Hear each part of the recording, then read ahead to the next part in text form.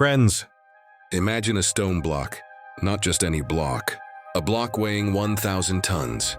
That's the weight of 200 elephants. Or 15 blue whales.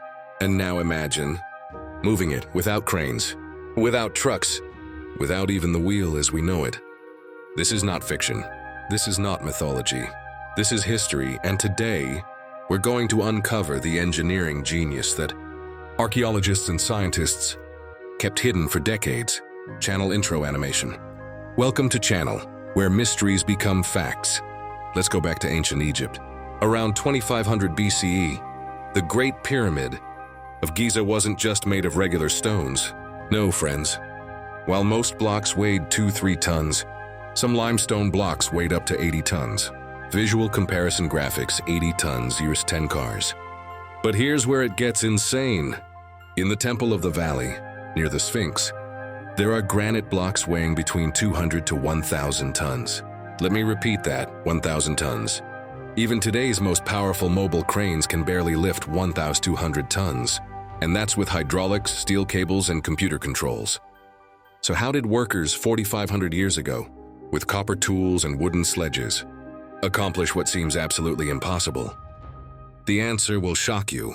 For over a century, scientists were puzzled. Then in 2014, a team from the University of Amsterdam discovered something extraordinary, hidden in an ancient Egyptian painting. In this 4,000-year-old tomb painting, you can see workers pulling a massive statue on a sledge. But look closely, friends. See that person at the front? They're pouring water on the sand. Why? The answer is physics. When you wet sand to the right level, exactly % moisture, something magical happens. The friction is reduced by 50%. 50%! On dry sand, the sledge digs in and gets stuck. On wet sand, it glides like it's on ice. The Egyptians accidentally discovered the perfect lubrication system: water. But this was just one piece of the puzzle. Now comes the million-dollar question. How did they lift these massive blocks up? The pyramids are 146 meters tall. For decades, archaeologists proposed external ramps. But mathematics proved this impossible. Straight ramp would need to be over 1.6 kilometers long and contain more material than the pyramid itself. Then in 2007, French architect Jean-Pierre Houdin proposed something revolutionary: an internal spiral ramp hidden inside the pyramid structure itself. And in 2017, scientists using cosmic ray imaging found exactly what Houdin predicted: a mysterious spiral structure inside the Great Pyramid. But here's the genius part. They didn't just drag blocks up ramps.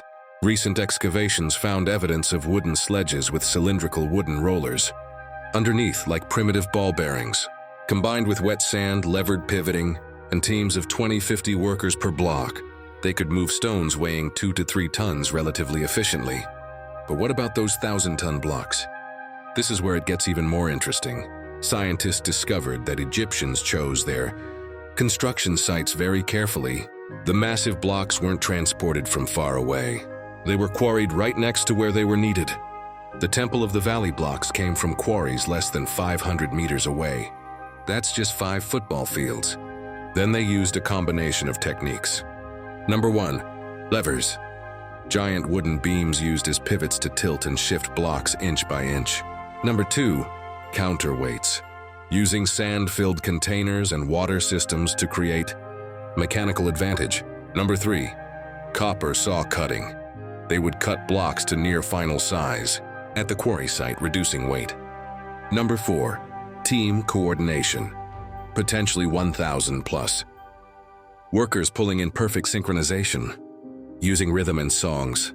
Modern experiments have proven that with these methods, teams could move even 100-ton blocks slowly but successfully, about 30 meters per day.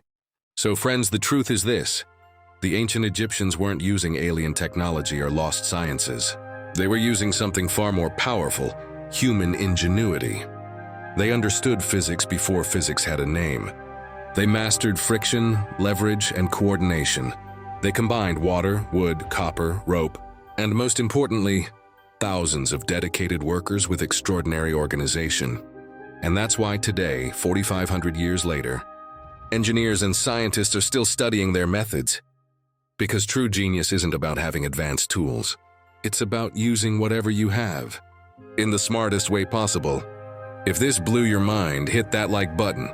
Subscribe for more mysteries solved, and comment below. What ancient mystery should we explore next?